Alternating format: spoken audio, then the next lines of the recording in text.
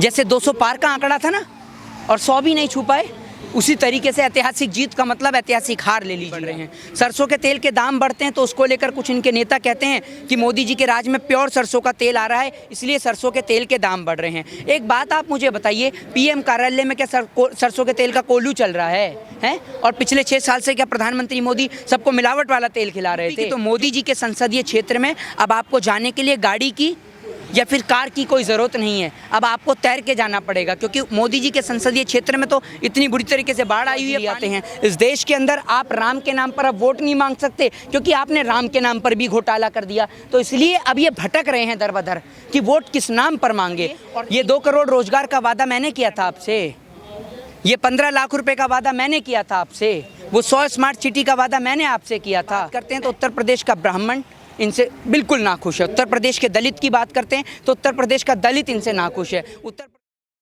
नमस्कार, मैं मोहम्मद आसिफ और आप देख रहे हैं DS4 न्यूज़। उत्तर प्रदेश में चुनाव है और जितना ज़रूरी पार्टियों को तैयारी करने के लिए है, उससे ज़्यादा ज़रूरी अब भारतीय जनता पार्टी को इस बात को लेकर हो गया है कि आखिर किसके चेहरे पे जो है चुनाव लड़ा जाएगा। ये सबसे जो अहम सवाल है, इसका जवाब देने के लिए आज हमारे साथ एक ख़ास चेहरा है जिसको आप हमेशा देखते हैं सोशल मीडिया पे। मोहित शर्मा जी आज हमारे साथ है। सर, सबसे पहले आपका बहुत बहुत स्वागत है। जी, मैं आपका और आपके तमाम दर्शकों का बहुत बहुत शुक्रिया अदा करता हूँ। सबसे पहले सवाल यही है सर, आज ज़रूरी सवाल है कि आखिर चेहरा का जो मार चल रहा है उत्तर प्रदेश में, आपको क्या लगता है, क्या भारतीय जनता पार्टी इसको दिखाकर क्या जताना चाहती है? देखिए, चेहरा कोई भी हो, चाहे चेहरा आप योगी के नाम पर लड़ लें, चाहे किसी के भी नाम पर लड़ लें, चाहे मोदी के नाम पर लड़ लें, आप उत्तर प्रदेश में हार रहे हैं, ये बात आपको स्वीकार करनी होगी। उत्तर प्रदेश की जनता और उत्तर प्रदेश की आम जनमानस आपको पूर्ण रूप से नकार रही है, क्योंकि पिछले 4 साल के कार्यकाल में आपने सिवाय जाति और धर्म के दंगों के अलावा इस देश के अंदर कोई बेहतर काम नहीं करा है। इसलिए इस देश की जनता आपको पूर्ण रूप से नकारती है और ये बात आपको स्वीकार करनी होगी। मोहित जी, जैसे आप कह रहे हैं कि भारतीय जनता पार्टी ने कोई काम नहीं किया, लेकिन वो उनके कामों का लिस्ट है पूरा कागज। अगर मैं बताऊं जिस तरह से बेरोजगारी है, उनका कहना है कि हमने घर घर जो है LPG दिया है, हमने घर घर बिजली दिया है, हमने किसानों को पैसा दिया है, लेकिन आप कह रहे हैं कुछ भी नहीं। मैं अब आपके बात से शुरू करता हूँ। एक बात आप मुझे बताइए, ये 2 करोड़ रोजगार का वादा मैंने किया था आपसे, ये 15 लाख रुपए का वादा मैंने किया था आपसे, वो 100 स्मार्ट सिटी का वादा मैंने आपसे किया था। उत्तर प्रदेश की बात करते हैं तो उत्तर प्रदेश में क्राइम रेट पे आ जाइए, क्राइम रेट का क्या मंजर है वो आप सभी ने देखा है। लिटरेसी रेट पे आ जाइए, लिटरेसी रेट का क्या मंजर है वो आपने देखा है। उत्तर प्रदेश के अंदर नदियों से लाशें निकलती हैं, वो आपने लाशें निकलती हुई देखी हैं। उत्तर प्रदेश के अंदर जब दफनाया जाता है हिंदुओं को, वो आपने दफनाते हुए देखा है। तो आप किस बात से कह सकते हैं कि योगी सरकार के राज में सब कुछ बेहतर है? दूसरी बात, ये उत्तर प्रदेश के मुख्यमंत्री योगी आदित्यनाथ जी अपने प्रदेश को छोड़कर वहाँ पहुँच जाते हैं पश्चिम बंगाल इलेक्शन कैंपेनिंग करने के लिए। इस बात से देश की जनता परेशान है कि इन्हें मुख्यमंत्री उत्तर प्रदेश का बनाया है या बंगाल का और असम का बनाया है। आए दिन वो बंगाल और असम के दौरे पर नजर आते हैं। अभी जनसंख्या कानून पर बात कर रहे हैं, वो जनसंख्या कानून को लेके आ गए हैं। पिछले 4 साल से आपको ये जनसंख्या कानून याद नहीं आया? आप कहीं सो रहे थे जब आपको इस देश के अंदर कोई मसला नहीं मिलता, कोई हिंदू मुस्लिम कराने का मसला नहीं मिलता, तब आप कोई नई क्रोनोलॉजी ले आते हैं। इस देश के अंदर आप राम के नाम पर अब वोट नहीं मांग सकते, क्योंकि आपने राम के नाम पर भी घोटाला कर दिया। तो इसलिए अब ये भटक रहे हैं दर बदर कि वोट किस नाम पर मांगे।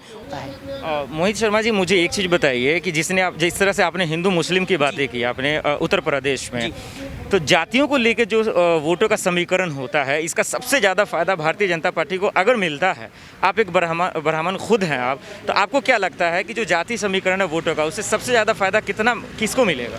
किसी को भी। मैं आपको एक बात बता दूं सीधे तौर पे, भारतीय जनता पार्टी से कोई भी कास्ट, कोई भी रिलीजन, कोई भी जाति का व्यक्ति खुश नहीं है। उत्तर प्रदेश की अगर आप बात करते हैं तो उत्तर प्रदेश का ब्राह्मण इनसे बिल्कुल नाखुश है। उत्तर प्रदेश के दलित की बात करते हैं तो उत्तर प्रदेश का दलित इनसे नाखुश है। उत्तर प्रदेश के जाट इनसे नाखुश हैं। उत्तर प्रदेश के गुर्जर इनसे नाखुश हैं। तमाम जाति और समुदाय के लोग इनसे नाखुश हैं, क्योंकि इन्होंने कोई ऐसा कार्यकाल ही नहीं किया है सिवाय लोगों को लड़ाने के अलावा। तो लोग इनसे किस लिए खुश होंगे? उत्तर प्रदेश में अगर आप देखें तो उत्तर प्रदेश में सरेआम एक पत्रकार के, उत्तर प्रदेश की शासन पुलिस के पास हेलमेट नहीं होता सर पे बचाने के लिए। वो स्टूल जब सर पे ढकता है तो पुलिस वाले को सस्पेंड कर दिया जाता है। शासन और प्रशासन अपनी गलती को एक्सेप्ट नहीं करता।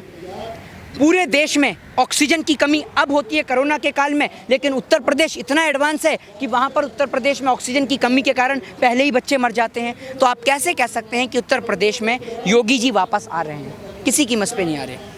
मोहित शर्मा जी, एक सवाल ये भी है, और वो जो सबसे ज़रूरी सवाल है कि आज देश में 45 सालों में सबसे ज़्यादा बड़ा आंकड़ा है वो है बेरोजगारी का। जी। लेकिन उत्तर प्रदेश में अगर देखा जाए, आप खुद एक युवा हैं, तो ये बेरोजगारी का जो मुद्दा होगा कितना बड़ा अहम रोल निभाएगा? ये बेरोजगारी का मुद्दा उन तमाम लोगों के लिए अहम भूमिका निभाएगा जो इस देश के यंगस्टर्स हैं, जो तैयारी कर रहे थे एसएससी की, जो तैयारी कर रहे थे आईएएस, आईपीएस, पीसीएस की तैयारी कर रहे थे, जो डॉक्टरी, नर्सिंग की तैयारी कर रहे थे, और उन तमाम यंगस्टर्स के लिए जिनके माँ और पिताजी ने बैंक से लोन ले रखा था अपने बच्चे की पढ़ाई के नाम पर, एजुकेशन के नाम पर, लेकिन अब वो चुका नहीं पा रहे हैं, और वो एजुकेशन के नाम पर लोन लिया हुआ भी उनका व्यर्थ जा रहा है, क्योंकि बच्चा जो है वो तो घर पे बैठा हुआ है, ऑनलाइन क्लासेस ले रहा है, और ऑनलाइन क्लासेस में आप समझते हैं कि कैसी पढ़ाई होती है। जिस तरीके से ऑनलाइन क्लासेस में एक बच्चा पेंसिल चलाना नहीं सीख सकता, उसी तरीके से ऑनलाइन क्लासेस में मेरा मानना है कि बच्चा पढ़ भी नहीं सकता। दूसरी बात, इससे बच्चों की आंखों पर और तमाम चीज़ों पर साइड इफ़ेक्ट भी हो रहा है। और इस देश के अंदर दारू के ठेके खुलते हैं, इस देश के अंदर चुनावी रैलियां होती हैं, बड़े बड़े स्टार प्रचारकों के कैंपेनिंग भी होते हैं, लेकिन इस देश के अंदर शिक्षा से लोगों को वंचित रखा जाता है, क्योंकि भाजपा के नेता जानते हैं कि अगर इस देश का युवा, इस देश का यंगस्टर अगर पढ़ेगा तो वो तमाम बातों को समझेगा कि देश में बेरोजगारी हो रही है तो क्यों हो रही है, देश के अंदर सरकार जाति धर्म पर क्यों बात कर रही है, शिक्षा, स्वास्थ्य और बेरोजगारी पे क्यों बात नहीं कर रही। इसीलिए ये लोगों को शिक्षा से वंचित रखते हैं। मोहित जी, आपने जैसा कहा कि पश्चिम बंगाल में जिस तरह से भारतीय जनता पार्टी का सुपड़ा साफ हुआ है, उसी तरह से जो है उत्तर प्रदेश में भी होगा। लेकिन उप मुख्यमंत्री केशव प्रसाद मौर्य जहां आज सीएम योगी गए भी हैं मुलाकात करने के लिए, तो आप ये बताइए कि उनका कहना है कि ऐतिहासिक जीत होगा, ऐतिहासिक हार होगी। उनके इस कॉन्फिडेंस पे आपका क्या राय है? ऐतिहासिक हार होगी। कैसे? जैसे 200 पार का आंकड़ा था ना, और 100 भी नहीं छू पाए, उसी तरीके से ऐतिहासिक जीत का मतलब ऐतिहासिक हार ले लीजिए। क्योंकि तो अभी आपने देख रहे हैं पेट्रोल, डीजल और सरसों के तेल के दाम भी बढ़ रहे हैं। सरसों के तेल के दाम बढ़ते हैं तो उसको लेकर कुछ इनके नेता कहते हैं कि मोदी जी के राज में प्योर सरसों का तेल आ रहा है, इसलिए सरसों के तेल के दाम बढ़ रहे हैं। एक बात आप मुझे बताइए, पीएम कार्यालय में क्या सरसों के तेल का कोल्हू चल रहा है? और पिछले 6 साल से क्या प्रधानमंत्री मोदी सबको मिलावट वाला तेल खिला रहे थे, जो अभी इन्हें याद आई है बिना मिलावट का तेल खिलाने की?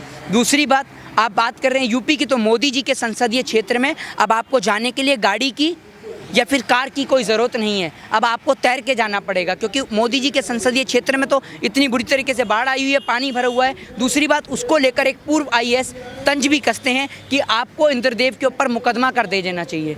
तो इनको शर्म नहीं आती कि इन्होंने अपने प्रदेशों की क्या हालत बना रखी है। जाति और धर्म के नाम क्या, जहर और अफीम घोलने से इस देश का कुछ नहीं होगा। आप जाति और धर्म पे ना बात कर हिंदुस्तान को कैसे बेहतर बनाया जाए, इस पे बात करिए। जय हिंद, जय भारत, वंदे मातरम।